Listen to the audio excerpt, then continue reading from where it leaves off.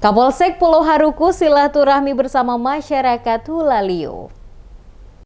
Kapolsek Haruku Julkisno Kaisupi memperkenalkan diri sekaligus memberikan himbauan Kamtibmas dan pesan-pesan damai saat mendatangi gedung gereja Bethlehem Jemaat Hulaliu, Kecamatan Pulau Haruku, Kabupaten Maluku Tengah usai kebaktian pada Minggu 20 Februari 2022. Selain untuk melakukan perkenalan diri selaku Kapolsek yang baru, mantan Kapolsek Lehitu itu di depan kurang lebih 500 orang jemaat, Kaisupi mengaku sejak resmi menjabat Kapolsek Haruku pada 11 Februari 2022 lalu, dirinya berkomitmen bersikap adil dalam penegakan hukum di wilayah kerjanya bagi semua warga di Pulau Haruku.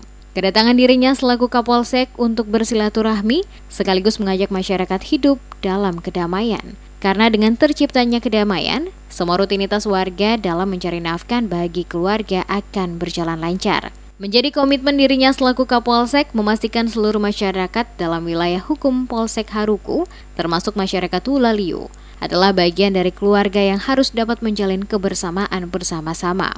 Kaisupi berharap kepada masyarakat di wilayah hukumnya, khususnya Hulaliu, untuk senantiasa menjaga silaturahmi, karena dengan menjaga silaturahmi secara baik, maka perdamaian akan selalu ada di tengah masyarakat. Saat ini yang harus menjadi fokus dari masyarakat adalah melakukan rutinitas seperti biasanya dalam mencari nafkah bagi keluarga guna memenuhi kebutuhan hidup keluarga dan tidak terpengaruh adanya isu-isu yang dapat memicu kedamaian di negeri Hulaliu.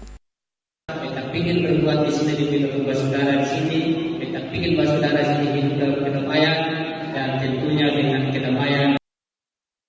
Selain jemaat, ikut saksikan pesan damai dan himbauan Kamtibmas dari Kapolsek Haruku, ialah Ketua Majelis Jemaat GPM Hulaliu Pendeta Ine Rutasou, Majelis Jemaat GPM Hulaliu, anggota TNI Polri Pos di Hulaliu, dan Babin Kamtibmas Negeri Hulaliu Rikson Rahang Ratat.